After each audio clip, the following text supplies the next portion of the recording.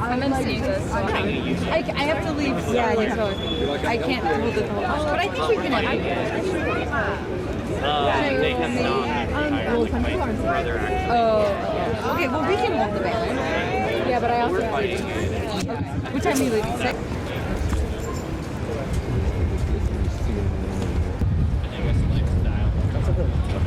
You want to stay, man? Yeah, sure.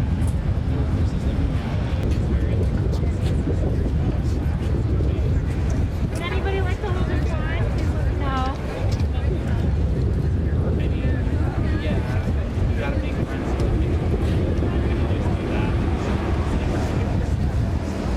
Definitely. But I love to do it. But it's cool.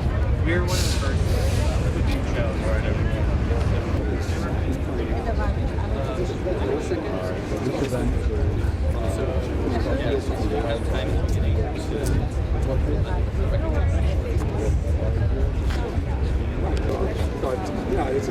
it's very safe.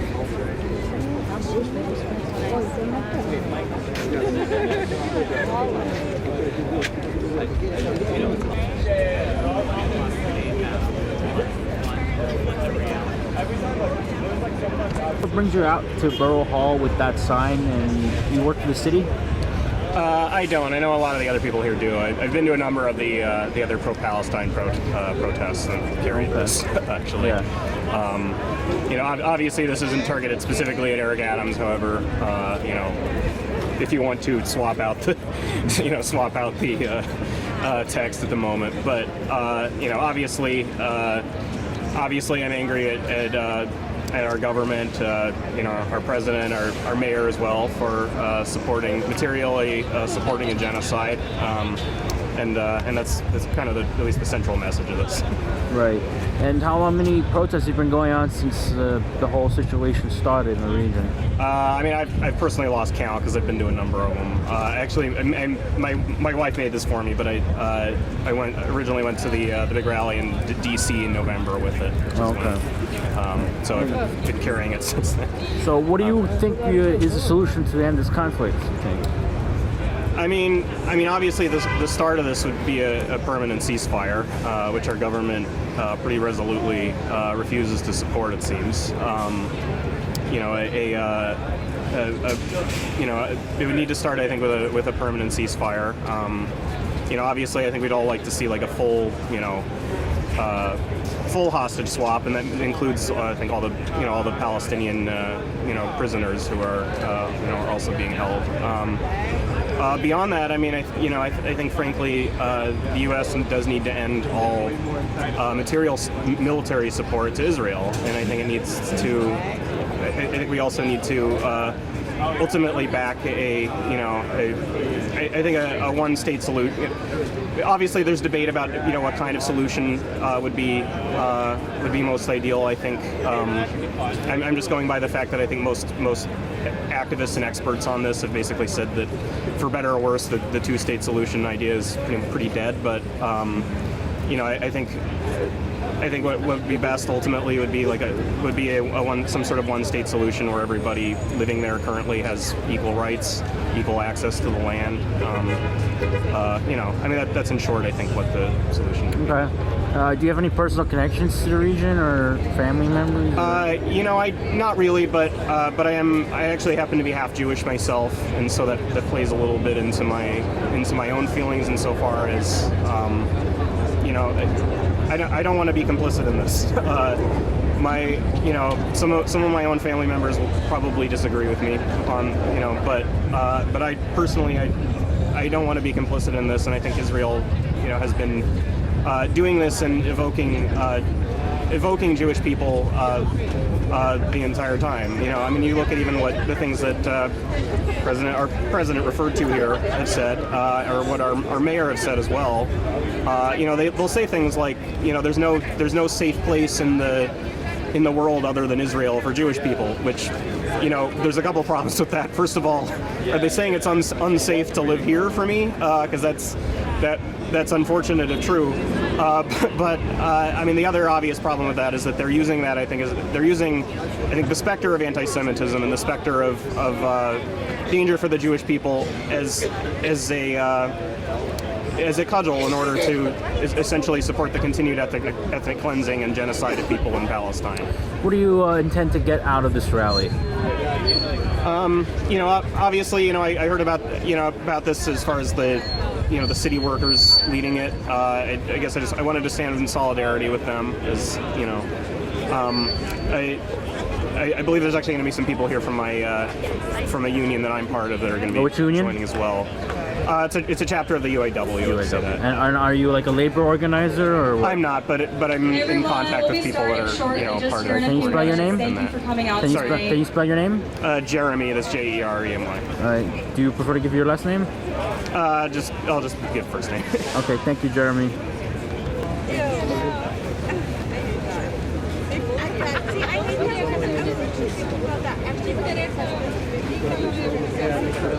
And I found this that I don't love that I don't feel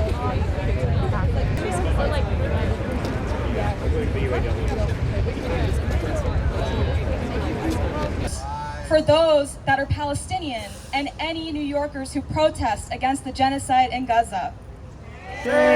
So we are gathered here today to have our own everyday New Yorkers who actually make this city run, and we have a lot to say. So thank you for showing out, and with that I want to introduce our first speaker, Marwa. Is controlled on time. But that is enough. This isn't just a far-off international crisis for us. Nope. It's an issue. Leaders impact our city, our communities, and our neighbors. We cannot and will not let the U.S. and Israel get away with genocide.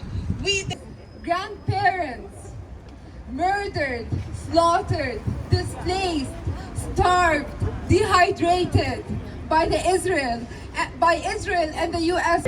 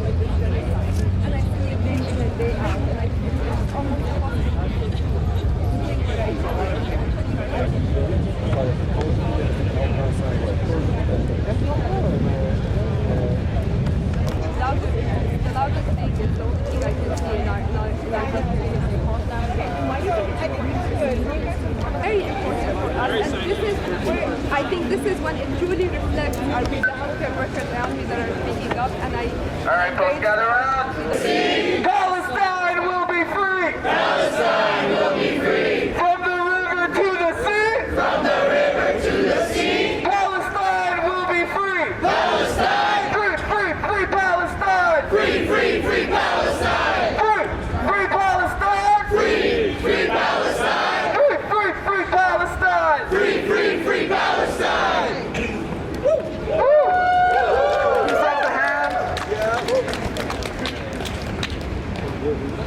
Starting soon.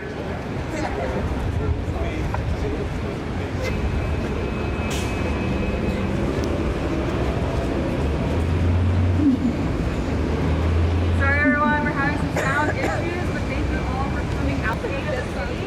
We are city workers for Palestine. If you don't know who we are occupied by Israel for 75 years. And we all refuse to stay silent as the Adams administration shows support for the ethnic cleansing of Palestinian people by his State of the City address that happened yesterday, January 24th, at which he said a lot of things that we do not agree with, including repeatedly showing sympathy for Israelis and Israeli New Yorkers, but none for Palestinians who are facing a genocide. He opened with a prayer for the safe return of Israeli hostages, but again, nothing about Palestinian people and Palestinian people here and supporters of Palestine. He refused to acknowledge the rise in anti-Palestinian, anti-Arab hate and violence in New York City and across the U.S.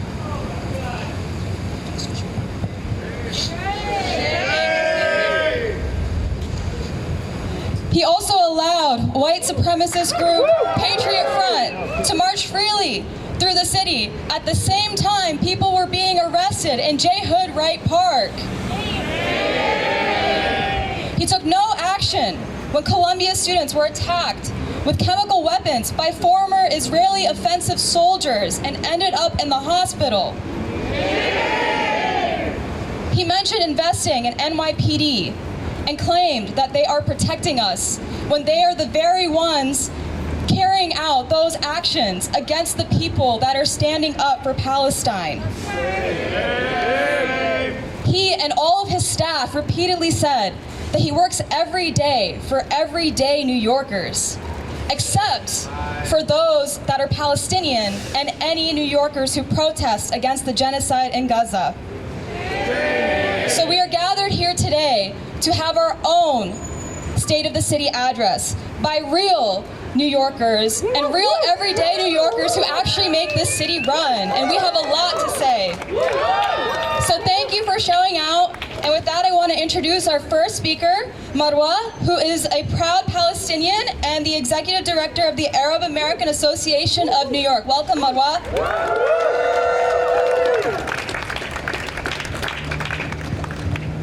Long live Palestine! Long live Palestine! Free, free Palestine! Free, free Palestine! Assalamu alaikum. I am Marwa Janini, the Executive Director of the Arab American Association of New York and a proud Palestinian. I am honored to be here with you all and to be able to add my voice to our collective call for an immediate and permanent ceasefire in Palestine.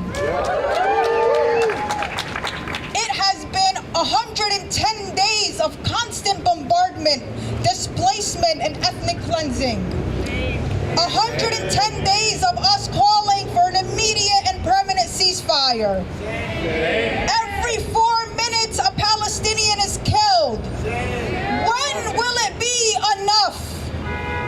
Rather than using important resources to bring an end to the killing, our leaders are funding and providing other material support to the genocide of Palestinians with our tax dollars.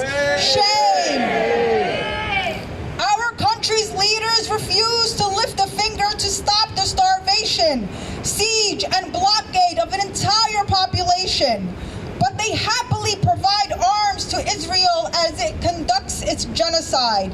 They happily coordinate the bombing of Yemen, a country hundreds of miles away from Gaza, so that our Amazon packages can show up on time. Enough is enough. This isn't just a far-off international crisis for us. It's an issue that affects us directly, here and now. The decisions made by our leaders impact our city, our communities, and our neighbors. We cannot and will not let the U.S. and Israel get away with genocide. We demand transparency, accountability, and a re-evaluation of our nation's position in the face of such grave humanitarian crisis. At AAA&Y, we work every day to empower our community on principles of justice, compassion, and inclusivity.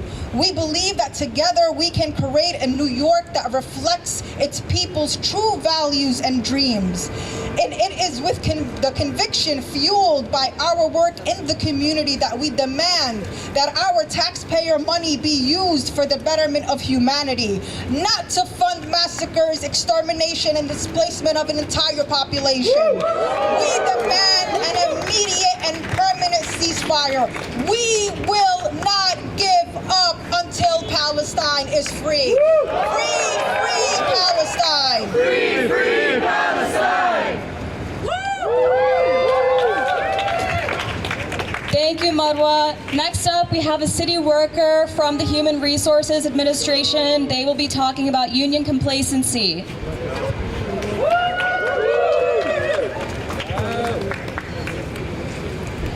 Today marks over 100 days of genocide in Gaza, with at least 25,700 civilians killed, over 63,000 wounded, and thousands more presumed dead under the rubble. As a new union member, for months, I've been struggling to understand why some of our most historically powerful organizing spaces have been among the quietest. I'm a member of DC 37, the city's largest public employee union. Recently, I was shaken when a ceasefire resolution failed in our local union, and I discovered that nearly 2/3 of our delegates, almost 100 people, ceded their voice and voted to abstain. I spoke to some folks who abstained or voted against. They told me that their heart breaks for the people of Palestine, but they don't think that unions should be involved in foreign policy. That our collective bargaining power should only be used for so-called bread and butter issues, like grievances or compensation, not politics or social issues. But unions are, at their heart, political and social vehicles for working class liberation. Since the Cold War, anti-communist union leaders have tried to convince members that global labor solidarity will hurt the American working class because they know that imperialism is good for business. We are all here tonight because we know that the struggle of the Palestinian people is our struggle. We denounce the nationalist status quo. We are answering the call of Palestinian trade unions and the people of Gaza to stop funding their slaughter and divest from Israel. Our unions are forcing us to be complicit in this genocide. The New York State pension system bought another $20 million in Israeli bonds last October to support the Zionist state, adding to a total of over $270 million. NYCers, the city's largest public pension, holds around $115 million in Israeli investments. Over $30 million are in bonds, which directly fund Israeli military activity, like the ongoing siege in Gaza, the 17-year blockade, and the unlawful indefinite detention of Palestinian citizens, including about 500 to 700 children per year. Nearly $3 million goes to harvesting oil from occupied lands. Over $2 million pays for the production of white phosphorus, an incendiary weapon which Israel recently used against Lebanese civilians in violation of international humanitarian law. And $1 million to Israel's largest arms producer, which markets their goods as, quote, battle-tested on the people of Gaza. To my whataboutist union friends, We can hold multiple tragedies in our hearts, and we must understand that we either prioritize this struggle or succumb to infighting as our union dues erase an entire people. Just days after Russia invaded Ukraine in February 22, NYCers voted to divest from all Russian holdings. They garnered widespread support among borough presidents, the mayor, and union leaders who said, quote, "Labor unions stand for freedom. Now is the time for us to act against inhumanity and aggression," end quote. The silence of our leaders during this struggle as Israeli oppressors line their pockets proves their hypocrisy. If you're part of DC 37, I urge you to sign a petition drafted by rank and file members to demand divestment from Israel by going to linkfly.to/NYCers divest. City Workers for Palestine has also shared the link on our Instagram in solidarity with the petitioners. If you're a member of another union, speak to your representatives to demand divestment and a permanent ceasefire resolution within your local. Our work starts here, on the ground, and it will end only when Palestine is free.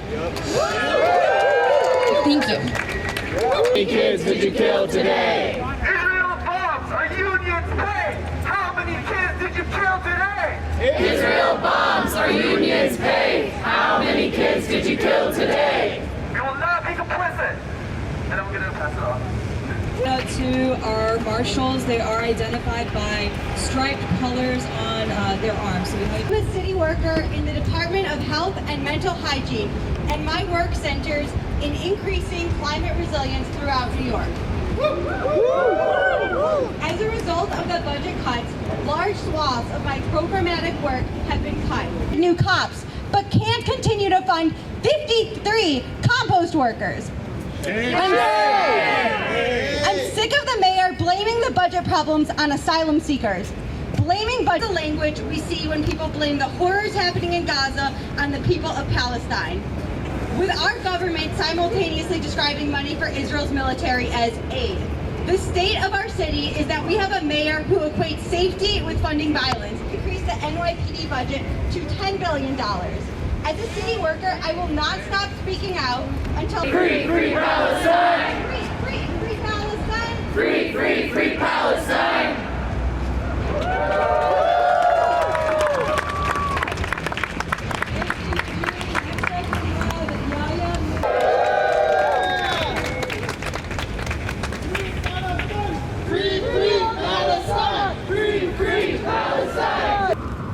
As an extension of the DHS and DS shelter systems in order to provide the same services at a higher volume for incoming migrants. Mayor Adams' executive order of asylum seeker state of emergency has unleashed an expensive, inefficient, and inhumane shelter system for vulnerable migrants. It has fostered a separate but unequal model instead of serving the New York City's vulnerable population. Furthermore, the system has weakened the right to shelter regulations for all New Yorkers and has begun to prioritize shelters in New York City. Instead of expensive, unaccountable, and inefficient emergency shelters measures, what all New Yorkers need is a robust solution to the housing crisis in the city, which keeps intensifying. This is a real crisis. It is no secret that over 88,000 rent-stabilized apartments sit empty in the city. These units could be used to serve the homeless populations and make room for migrants to be served inside the DHDSS shelter system. Migrants are not the first to be served by the city's HERCs and OEM. The situation of the Twin Park Northwest fire victims demonstrates Adams can't be trusted. While he collected substantial donations on behalf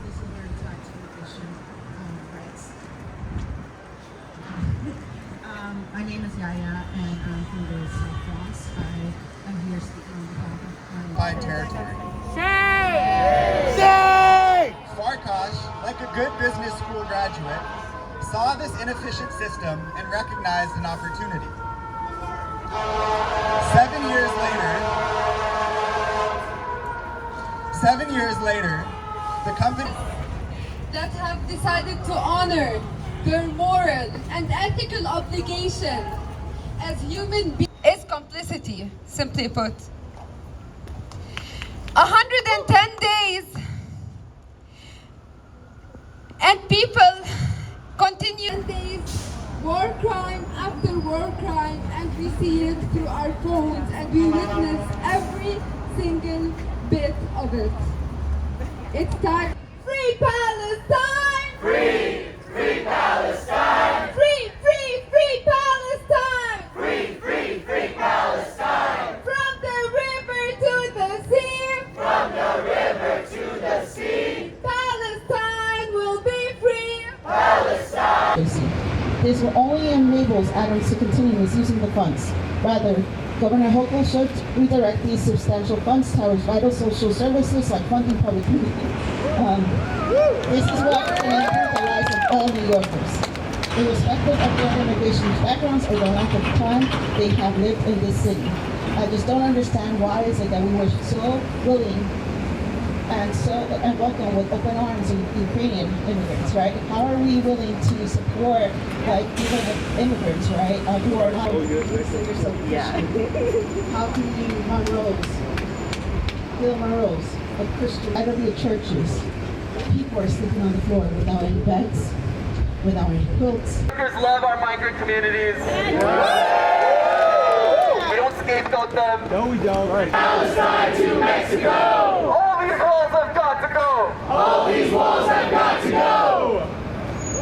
Amazing. Thank you so much, Yaya, for that one patient about how exactly this economic system that we are living under is actively fueling the genocide of Palestinians. That system is capitalism, and it is where power and resources and wealth is controlled by a small fraction of 1% at the top. This is a system incompatible with human life, and it must be abolished as quickly as possible. I will give you 3 reasons why capitalism is responsible for the genocide of Palestinians. The first reason is that in the capitalist system, things get produced for one reason and one reason alone, and that is so that the capitalist class can make profits. And let me tell you something, war is a very because their stock prices are going, and that is why begging and pleading these ghouls and phone banking them is not working. Because we are asking them to do something that they are structurally incapable of doing as presiders over the system, which is to turn away from the profits to be made in slaughtering people by the tens of thousands. So this means that we must rethink. They are not willing to hear our voice. They run away when we ask them, when are you going to call for a ceasefire? Our strategy for victory is to defeat them and to... So an end to influence and control over the global oil supply would mean an end to U.S. empire, would mean an end to the boots of American imperialism that have been... This is the industry, and I say this as if I'm at an art show, that sits at the intersection of landlordism and technology. It is the application of digital innovation, of AI, of cloud-manageable formats, companies that facilitate the instantaneous buying. Our research. Aharon Ze'evi Farkas, born in Romania, a graduate of Harvard's Business School, was the head of the IDF's military intelligence during and immediately after the Second Intifada. According to the Palestinian journalist Kather Salam, Farkas oversaw the intelligence-aided assassination of 544 Palestinians and the demolition of 2,366 Palestinian homes over his military career.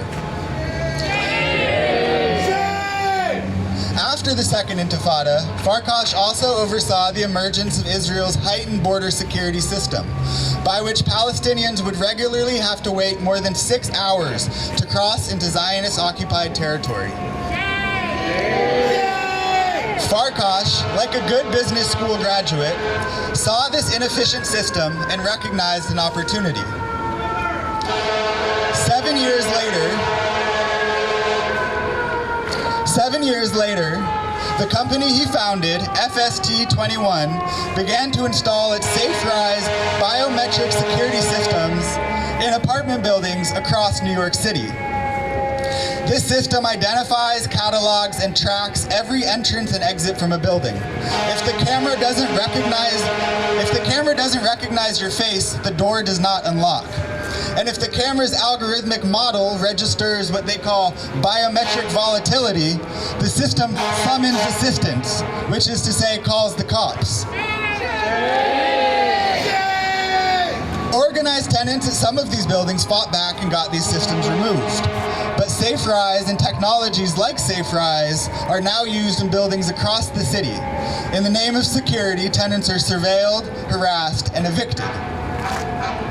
Settler colonies and occupations are laboratories of social control and incubators of technological innovation toward this end. There are hundreds of Israeli prop tech companies worth billions and billions of dollars.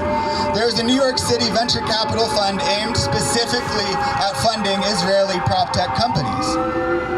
Israel's prop tech industry exists and flourishes because of the Zionist occupation of Palestine. These technologies, both the surveillance and control and the algorithmic and data models, are developed and deployed in Israel's military occupation, and through the magic of capital markets come to shape the conditions and experiences of working class tenants in New York City. I think we've all read and heard a lot about the export of Zionist weaponry and spyware to fascistic elements, the NYPD included, across the globe. But this research that we've been doing shows a sort of softer side of the Zionist inundation into our lives and how it magnifies the class warfare we deal with on the daily. I'll end by saying that we in the Brooklyn Eviction Defense Tenant Union know that the struggle to transcend the dispossessory tentacles of prop tech, of landlordism more generally, and our deep human desire to stand in actual material solidarity with the heroic resistance of the Palestinian people, as well as the fight against austerity that is bleeding our city dry, that these are in fact one singular and historical task. That is the cultivation of deep, protagonistic, democratic, rank-and-file, working-class organization of the sort that can stand up to austerity, stand up to real estate capital, stand up to the imperialist Zionist entity, and be worthy of the Palestinian struggle. Thank you.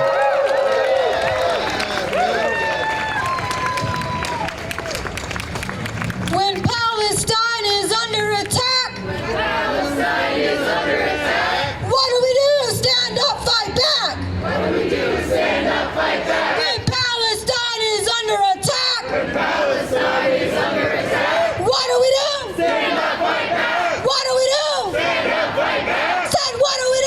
Stand up, fight back. Eric Adams, you can't hide. Eric Adams, you can't hide. We charge you with genocide. We charge you with genocide. I said, Eric Adams, you can't hide. Eric Adams, you can't hide. We charge you with genocide. Biden, you can't hide. We charge you with genocide. We charge you with genocide. Netanyahu, you can't hide. Netanyahu, you can't hide. We charge you with genocide. We charge you with genocide. From Palestine to Mexico. From Palestine to Mexico. All the walls have got to go. All the walls have got to go. From Palestine to the Philippines. From Palestine to the Philippines. Stop the U.S. war machine. Stop the U.S. war machine. From Palestine to the Philippines. From Palestine to the Philippines. Stop the U.S. war machine. Stop the U.S. war machine. Free, free Palestine. Free, free Palestine. Free, free, free Palestine. Free, free, free Palestine. From the river to the sea. From the river to the sea. Palestine will be free. Palestine will be free. Hello everyone. I'm Hanin, a pediatric trainee, and I'm here as a part of Healthcare Workers for Palestine, a group of healthcare workers, nurses, physicians, therapists that have decided to honor their moral and ethical obligation as human beings and healthcare workers, to stand against the genocide, the medical catastrophe that is happening in Gaza right now, to stand with justice and humanity, as you'd expect all healthcare workers would do.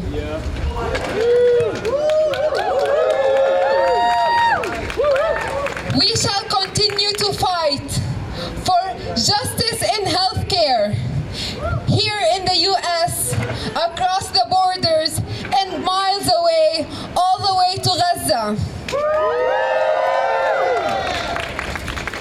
Today marks 110 days of active genocide. 110 days, and we continue to watch day in and day out. Children murdered indiscriminately. Fathers, mothers, grandparents murdered, slaughtered, displaced, starved, dehydrated by Israel and the US war machine. Our tax dollars are paying for this. And silence is complicity, simply put. 110 days, and people continue to go through amputations, C-sections, and women and children are now dying of cold, of heart attacks. 110 days, war crime after war crime, and we see it through our phones, and we witness every single bit of it. It's tiring for us, and it's tiring for them. But we will continue to stand here. They can silence, they can detain, they can convict, they can do everything. Palestinians and pro-Palestinian people are fighting a just cause, and it will never work. We're steadfast because we know that liberation is inevitable. We will continue because we know that we stand for the truth, that our words will always be louder than their bombs. And justice and liberation and victory is the only possible, inevitable outcome. 110 days and 75 long years. 75 years of ethnic cleansing, apartheid, injustice, and occupation. An occupation that comes with increasing checkpoints, illegal settlements, child imprisonment. An occupation that has broken international law, not only every single day after October 7th, but every single day before it. 1948 to 2024, and we continue, and we will continue until we see liberation.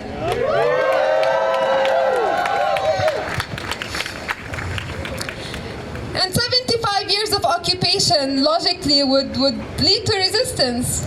We will reject the Zionist settler entity because of everything I mentioned. But they still use confusing language. They call us anti-Semites.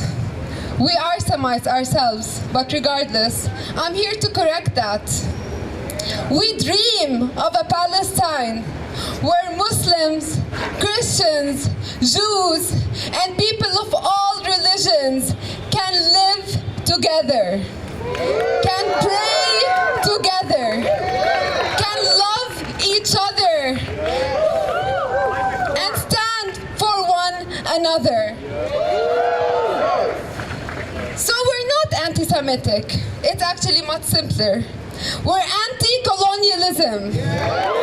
We're anti-apartheid. We're anti-injustice.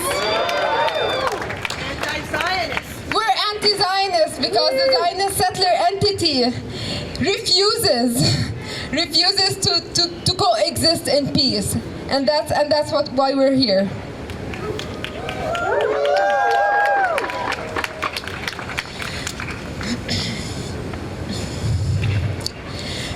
We need to continue our fight.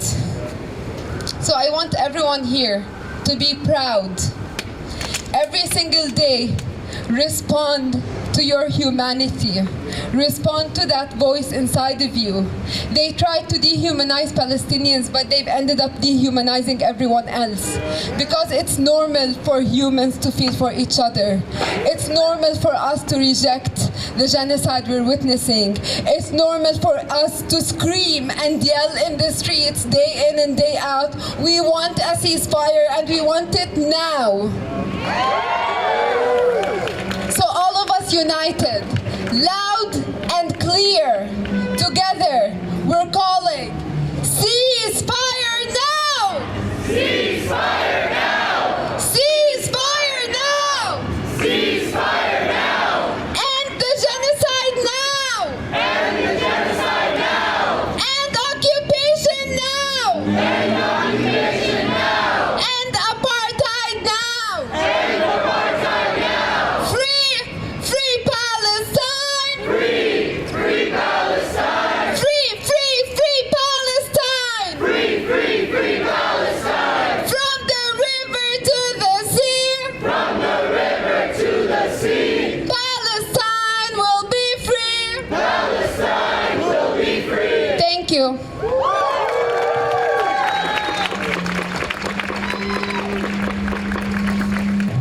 All right, let's keep it going with some more chants.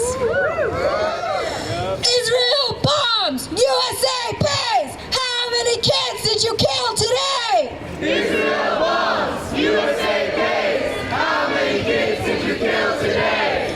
I'm an engineer at Google and organizer with No Tech for Apartheid.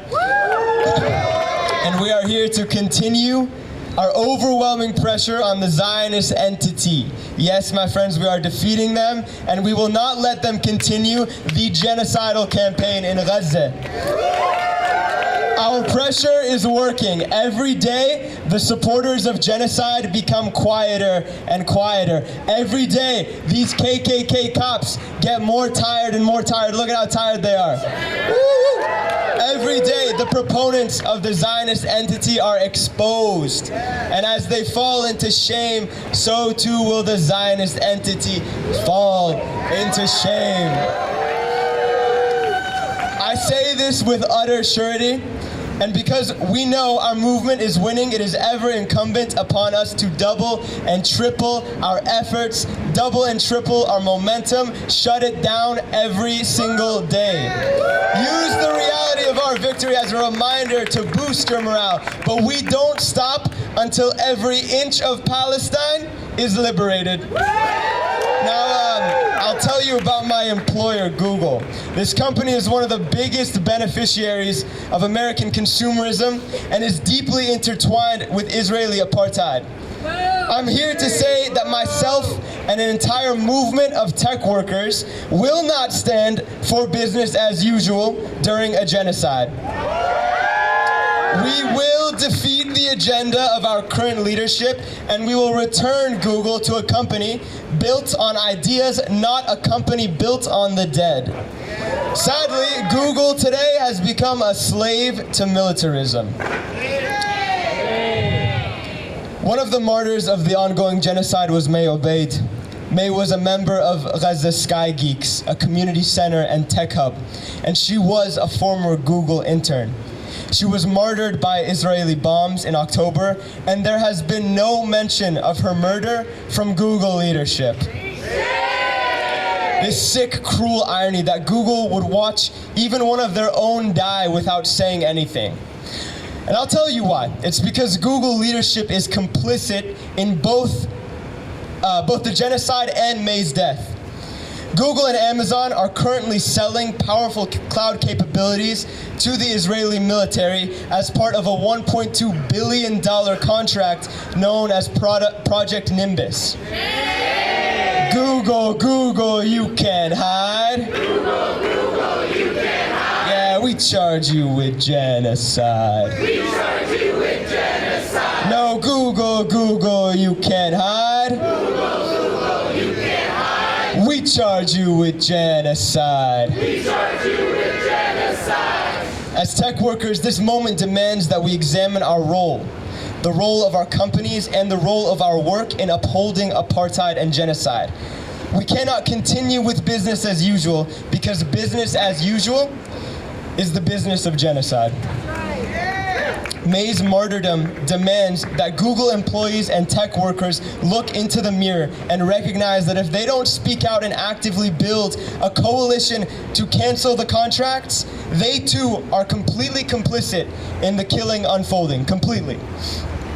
But guess what? Even though tech companies aren't listening to their workers, we will have justice. We are growing and growing every day. You cannot just transform our place of work into a blind producer for militarism and imperialism. We did not sign up for that. We will fight their greed until Google and Amazon cancel their contract with the brutal Zionist entity. And we will do so in solidarity and support of all movements for Palestinian liberation. These are the conditions we will create. This is the pressure we will cause. And this is the victory we will see. Google, you might as well give it up now. Zionists, you might as well give it up now. Victory is here. A free Palestine is here. Google, you can't hide. Google, you can't hide. We charge you with genocide. We charge you with genocide. Oh, Amazon, you can't hide. Amazon, you can't hide. We charge you with genocide. We charge you with genocide. And we will free Palestine. Within our lifetime. Within our lifetime. And brick by brick, wall by wall. Brick by brick, wall by wall. Israel will fall. Israel will fall. Yes, brick by brick, wall by wall. Brick by brick, wall by wall. Zionism will fall. Zionism will fall.